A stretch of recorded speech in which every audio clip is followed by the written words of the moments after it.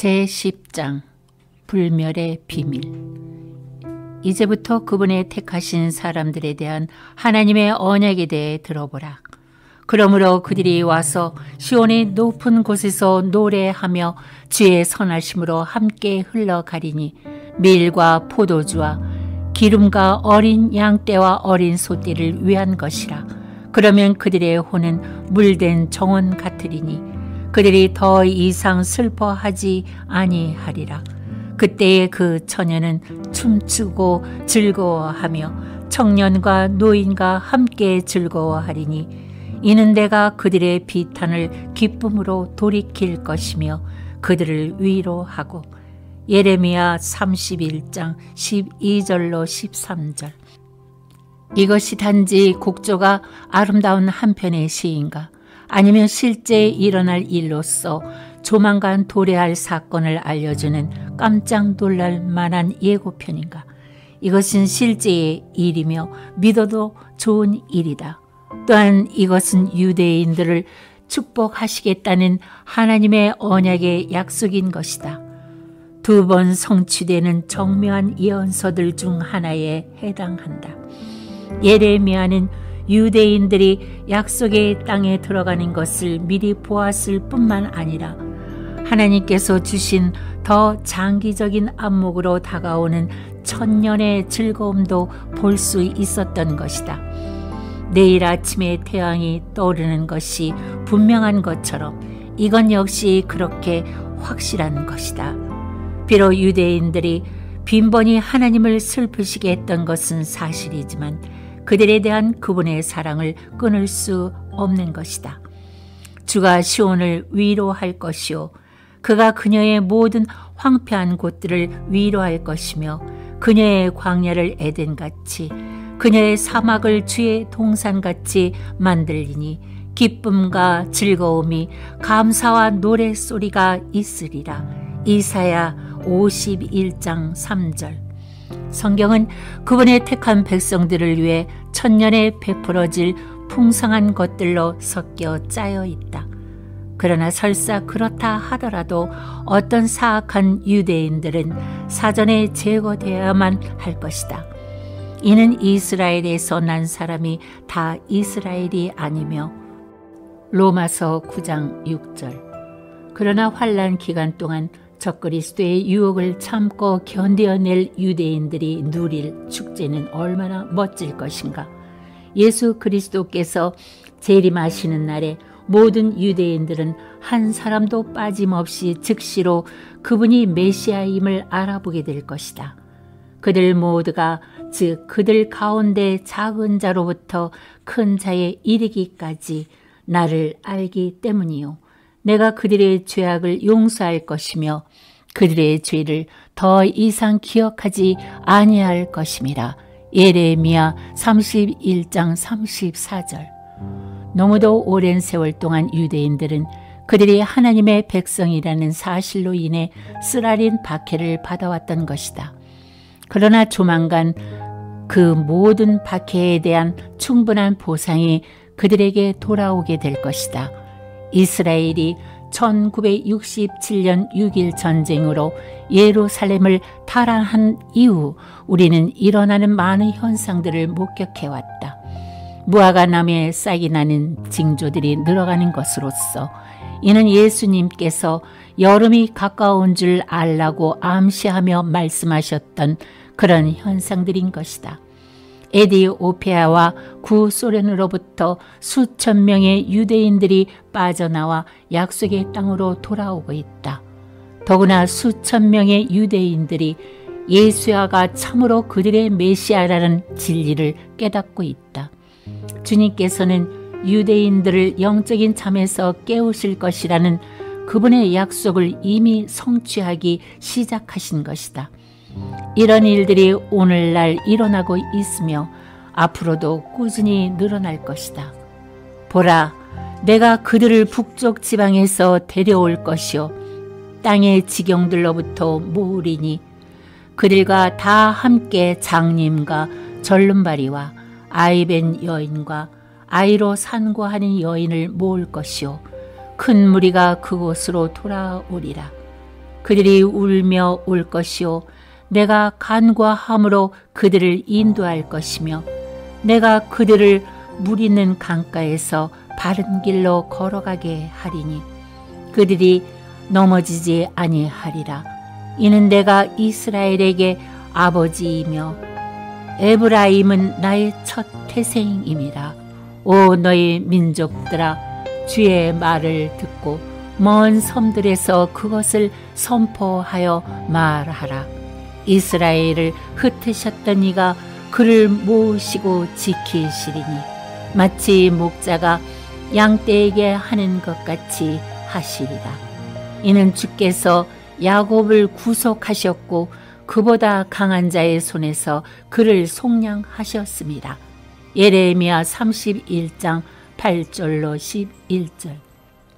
적그리스도가 강하게 통치하는 바로 그 때에 유대인 가운데 한 커다란 부흥이 일어나게 될 것이다.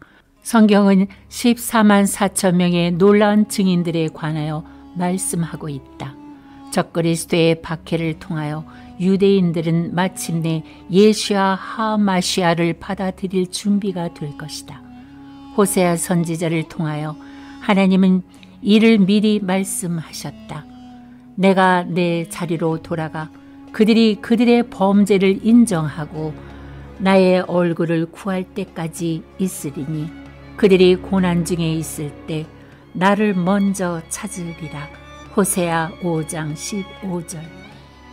예수님께서 성도들과 함께 다시 오셔서 사탄을 쳐서 사슬에 묶으실 때까지 유대인들은 영적으로 성숙하게 될 것이다. 그때에 정말로 믿을 수 없는 한 가지 사건이 일어날 것이다. 한 민족이 집단적으로 단 하루 만에 모두 구원받는 것을 세상은 보게 될 것이다. 그리하여 온 이스라엘이 구원을 받으리라. 기록된 바와 같이 구원자가 시온에 와서 야곱에게서 경건치 아니한 것을 제거하리라. 로마서 11장 26절. 여러분들은 이것을 볼 준비가 되어 있는가? 하나님께서는 그날이 오기를 학수고대하시고 계신 것이다. 내가 예루살렘에서 즐거워하며 내 백성 가운데서 기뻐하리니 우는 소리와 부르짖는 소리가 그 가운데서 더 이상 들리지 아니하리라. 이사야 65장 19절. 그렇다. 유대인들이 비록 하나님의 아들을 수많은 세기 동안 거절해 왔지만 그들은 반드시 돌아올 것이다. 땅이 하루에 생겨날 수 있으며 한 민족이 순식간에 태어나겠느냐. 그러나 시온은 진통하자마자 그 자녀들을 낳았도다. 너희는 예루살렘과 더불어 기뻐하고 그녀를 사랑하는 너희 모두는 그녀와 더불어 기뻐하라. 자기 어미가 자식을 위로함같이 내가 그렇게 너희를 위로하리니 너희가 예루살렘에서 위로를 받으리라. 너희가 이를 보면 너희 마음이 즐거워할 것이요 너희의 뼈들이 초목같이 무성해지리라.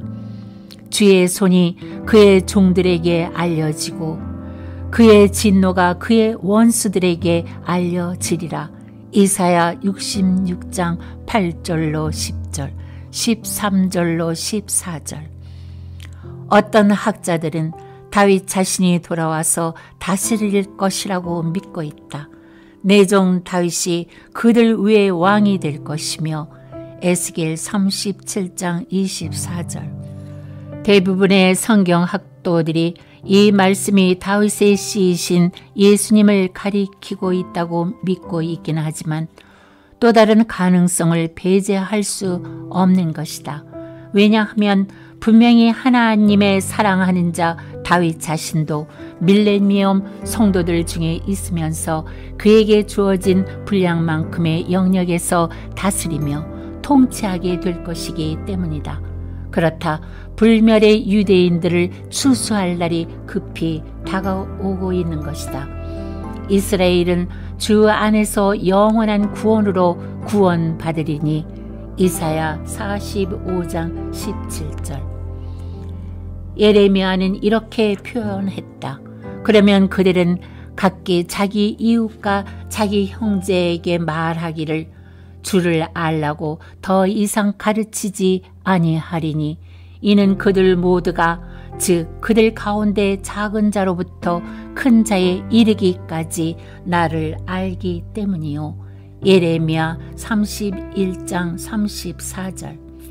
그렇게 하여 걸러지고 연단받고 영적으로 온전케 된 성도 한 사람마다 황금빛 미래를 맞이하게 되는 것이다. 유대인이나 이방인이나 구속받은 자들은 주님과 영원히 살게 될 것이다. 주의 속량받은 자들이 돌아오리니 그들의 머리 위에 노래와 영원한 기쁨을 가지고 시온으로 오리라. 그들이 기쁨과 즐거움을 얻으리니 슬픔과 탄식은 달아나리라. 이사야 35장 10절. 세이스는 앞으로 도래할 이 세 세대를 생각하며 다음과 같이 썼다. 지구는 지금 우환과 무질서로 가득 차 있으며 깊은 타락 속에 갇혀 있다. 그런데도 여전히 많은 매력을 지니고 있는 것이다. 푸른 초장이 깔려있고 멋진 산들로 에워싸여 있을 뿐만 아니라 강들도 리본처럼 장식되어 있다. 그러나 이제 이 지구는 더럽혀진 묵은 땅이 되어 몸이 건조한 겉모양만 남아있고 거기에는 인간이 하나님으로부터 배교함으로써 깊이 패이고 어둡고 또한 온 우주에 편만한 비참한 참상이 휩쓸고 있다. 그러면 이제 어떻게 이 땅이 새롭게 태어나야 할 것인지 생각하라. 죄의 저주로 인한 고통과 연기가 더 이상 없는 지구, 더 이상 낚시와 작살로 찢기지 않고 소산을 내는 지구, 가시와 찔레가 더 이상 땅에 창궐하지 않는 지구, 또한 뱀들이 꽃들 사이에서 쉿소리를 내며 나타나지도 않고 사나운 짐승들이 숨어있다 달려드는 일도 없는 떼짱이 무덤을 파기 위해 갈라지지도 않고 땅이 눈물로 적셔지지도 않으며 사람의 피로 물드는 일이 절대로 없는 지구, 전염병과 죽음의 씨를 절대로 날라주지 않는 대기권이 형성되고 길에 무장한 사람들이 싸우려고 가로막는 일이 전혀 없는 곳, 언제나 구원받음으로 밝고 훈훈하며 모든 골짜기마다 하나님의 기쁨의 향기만이 충만한 그런 지구, 낙원이 회복되다. 존 웰브리드 역시 다가오는 왕국 시대에 이스라엘의 역할을 보며 기뻐하고 그의 혼이 떨고 있었다. 하나님께서는 이스라엘에게 영광스러운 미래를 약속하셨으며 그분이 재림하실 때 이루어질 것이다. 이스라엘은 영광스러운 나라가 될 것이며 대적들로부터 보호받고 이방 가운데 높임을 받으며 밀레니엄 왕국을 나타내는데 중추적인 매체가 될 것이다. 현 세대에서 이스라엘은 제쳐 노인바되어 왔으며 그의 약속은 미결 상태로 남아있지만 그렇다. 유대인들은 하나님의 심장부에 속한 친밀한 처소에 사는 기쁨을 영원토록 누릴 것이다. 하나님께서 그들을 특별히 사랑하심이 모든 밀레니엄 백성들에게 아주 분명하게 나타낼 것이다. 타국인들이 일어나 너의 양떼를 먹일 것이며 외국인의 아들들이 너희의 경작지와 포도원 가꾸는 사람이 되리라. 그러나 너희는 주의 제사장들이라 부를 것이요 사람들이 너희를 하나님의 일꾼들이라 부를 것이라. 너희가 이방인의 재물을 먹을 것이며 그들을 보는 모든 사람들이 그들을 주가 복주신 씨인 것을 인정하리라. 그가 나를 의의 겉옷으로 덮어주시어 마치 신랑이 장식물로 자신을 꾸민 것 같이 하셨습니다. 이사야 61장 5절로 6절, 9절로 10절. 우리 주님은 하나님의 백성이라는 사실 때문에 수세기 동안 박해하에서 고난받은 의로운 유대인 개개인에게 높은 이자를 붙여 그들에게 갚아주실 것이다. 새 세대에서는 구속받은 한 사람의 유대인이 한 소중한 친구가 될 것이다. 성경은 이것에 관해 반복하여 말씀하신다. 그 날들에는 10사람이 민족들의 모든 언어에서 나와 붙잡으리니, 즉 유대인인 사람의 옷자락을 붙잡고 말하기를 우리가 너희와 함께 가리니 이는 하나님께서 너희와 함께 계심을 들었음이라 하리라. 스가랴 8장 23절. 그들의 실족함이 세상의 부요함이 되고 그들의 쇠퇴가 이방인들의 부요함이 되었다면 하물며 그들의 충만함은 어떠하겠느냐. 로마서 11장 12절. 오래전에 하나님께서 유대인들에게 축복하는 자들을 축복하시겠다고 말씀하셨을 때 그분께서는 영원히 그렇게 하실 것을 말씀하셨던 것이다. 그러니 우리는 하나님의 택하신 자들을 대함에 있어 우리의 자세를 잘 가다듬어야 할 것이다. 이것이 밝아오는 시대를 준비해 나감에 있어 우리의 입장을 좋게 해줄 것이다. 영혼의 유리한 점에서 볼 때 믿는 사람들은 우리가 영원히 같이 살 유대인들에게 얼마만큼 빚을 졌다는 사실을 배우게 될 것이다.